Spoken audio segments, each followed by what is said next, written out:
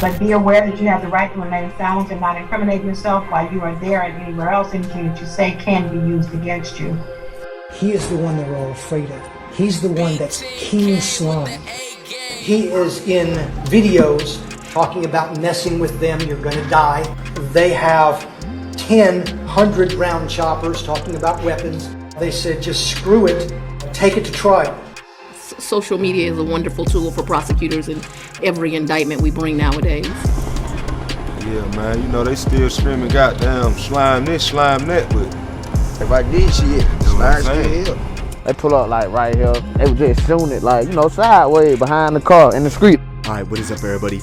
We gotta talk about this YSL takedown. It's one of the craziest stories as slowly, over 9 years, the state set up wiretaps to monitor Young Thug's crew. Documenting every hand gesture and tattoos and photos, captions and emojis were all collected as evidence that Young Thug's label YSL was actually an organized gang enterprise who had been in a 7-year war in Zone 3 Atlanta with the rapper YFN Lucci and his crew. And it escalated to robberies and murders. Witnesses got bribed out of testifying, and when rivals caught YSL members in a building, they forced them to strip naked and take photos, throwing up their gang signs. Yeah, they naked.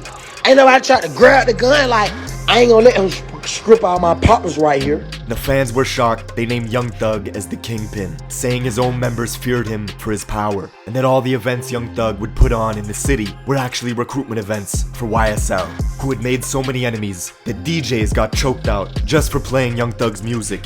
But the biggest insult for police was the whole time Young Thug was leaving hints in the music, bragging about giving the lawyers millions to handle all the killings, or on a gold record when Young Thug was rapping about, I shot at his mommy, now he no longer mentions me. He was really talking about getting Lucci's house shot up and wounding his mother in the process. They pull up like right here, they were just shooting it like, you know, sideways behind the car.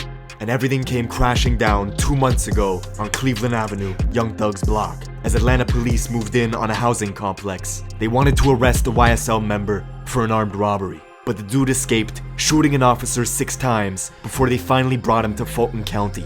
In 2 days, he got on the phone with Young Thug and asked permission to murder Thug's rival Lucci, who was sitting in the same prison. And while Thug was trying to fly drones past the jail windows to deliver cell phones to his guys, he didn't realize the state was already 1 step ahead and had planted cell phones with other inmates to listen in on all their calls. Now, we're getting into all this, but first, check out my song of the day. Let's go. Look, hey, usually I talk, ain't nothing to talk about. 2,500, that's how I go walk it out. You try to rob me, you know that I pop it out. Feeling like baby, yeah, look at my pockets now. These niggas scary, so I do not fuck around. Why since they name me, so please do not fuck around. I'm gonna marry this street, put a rock in it. I'm gonna marry this street, put a rock in it. You moving funny, I might put my Glock in it. Put in the time and I put in the clock in it. She moving freaky, I'm putting my cock in it. If she move funny, next day then I'm blocking it. 2,500 for shoes when I'm shopping. Okay, Atlanta. It's the entertainment hub of the South, the Silicon Valley of trap music, and one of the only cities who kept their clubs open during COVID, because in Atlanta, music is the currency. It's a place where the suburbs, the mansions, and the slums are all grouped together and divided up into zones that are determined by police precincts. For this particular story, we have to travel southeast to Zone 3. It's home to new stars like YFN Lucci out of Summer Hill and Young Thug, hailing from the infamous Cleveland Avenue corridor. Generally, the more south you go in Atlanta, the more dangerous it gets. Everything from the Chevron to the Exxon gas stations on Young Thug's block is gang territory. It's where YSL conduct their business. You could even find YSL's rivals patrolling these gas stations brazenly in a vlog 2 months ago, and the dude filming had no idea he was on Young Thug's territory with the ops. this is where we at, man. Man, look, bro, we on op block. Ain't nothing but slimes around us, bro. This whole area where we at is still slime shit. See, most fans know YSL as Young Stoner Life, the name of Thug's label. But that's corporate camouflage for the real name of YSL, Young Slime Life, which over the years had built into a gang syndicate, connected the blood sets across the East Coast, and a sprinkle of Crips from the city. What Thug's been able to do since being famous is incorporate their slang into the music, making it popular, with fans around the world saying slime or slat, meaning slime life at all times. Your slime is your brother, somebody you trust, but also to slime someone out is to do them dirty. It started as a blood term in New York and traveled along the East Coast. Now Atlanta crews like YSL get the credit for popularizing it. And there's a lot of slime shit that goes down in Atlanta. The state even accused 2 YSL members of passing around phone numbers to orchestrate the murder of one of their own guys 2 months ago. Now that's real slime shit. The merch site where you can buy Thug's clothing is all green colors and slime themed, with YSL lingo being heavily branded in the imaging and the music over the years, generating tens of millions of dollars. But this was also a way for the government to track the gang's communications on social media. Everything from hand signs to snake emojis and green hearts became identifiers for Atlanta police, who knew Young Thug since he was a kid, when he broke his English teacher's arm, punched him in the face, and was forced to do 4 years in juvie as a result. Thug punched the teacher in 8th grade. How he got kicked out? Punched the teacher. He punched the teacher in the mouth. Bow! Thug, I'm gonna be 100. Thug come from the slums. I'm talking about like the dirt. Young Thug was a popular kid in and around the Cleveland Avenue area. You could even see him here at the famous Cleveland Avenue functions as he plotted on making it big in rap. And by 2013, Young Thug signed to Gucci Mane for $25,000 and was already dropping hits, all while his crew was committing robberies and hijacking cars, gifting him stolen weapons that the police knew all about. And by the next year, Young Thug was famous, and it was confusing because he would wear dresses, saying 90% of his wardrobe was women's clothing. But he had backing from big-time bloods like Birdman, who took him under his wing. It became obvious how serious Thug was when the game tried to instigate a beef with him and ended up apologizing quickly. Real niggas wanna apologize, and shit, it ain't nothing, man. It's all love, my nigga. You know what I'm saying? I'ma take that one. Chill. It's all good. Together with Rich Homie Quan, who was also buzzing out of Atlanta, they were the faces of Rich Gang, an unstoppable duo. But by 2015, Rich Homie and Young Thug suddenly split, with clips going viral of Quan calling Thug gay at a concert. The media believed this was the reason they fell apart. But the story goes much deeper. How does it feel to make a meal when you ain't even signed yet? Hey, I'm sitting here like fuck a deal, cause it ain't even crossed my mind yet. The video you see was on Birdman's private jet. You could see Rich Homie Quan with Soulja Boy and Young Thug all together having a good time. The man you see in the back here was Rich Homie Quan's manager, Donovan Thomas, who also happened to be the leader of the Inglewood family Bloods from the neighborhoods just north of Young Thug's block, Cleveland Avenue. Donovan Thomas was known in Southeast Atlanta as Nut, and on the surface, Young Thug and Nut were friendly and even had a business relationship. But just 3 months later, it all changed. One night in the new year of 2015, Nut was outside a barbershop in Castle Hill, Atlanta, waiting to get a haircut.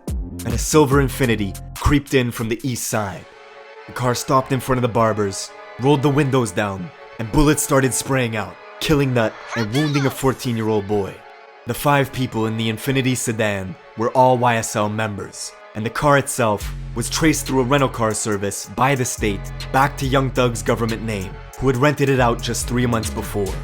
2 weeks after the murder, Thug was on a jail call with the leader of the Sex Money Murder Blood set stationed in Atlanta, saying sacrifices had to be made and soldiers had to fall in order for the battle to be won. It was rumors that Nut had turned state and become an informant for the government, creating turbulence in the blood hierarchy. YSL had to eliminate him quick. 16 days after, Thug posted a video to Instagram saying, "You lie to your family, then get in the courtroom and tell the truth. Y'all need to get fucking killed, bro. From me and YSL." 3 months later, Lil Wayne's tour bus would get shot up on the highway in Atlanta. The YSL henchman was arrested for the shooting, with Birdman getting on a tapped phone call with this YSL associate, telling him he did everything he could and to come get his money.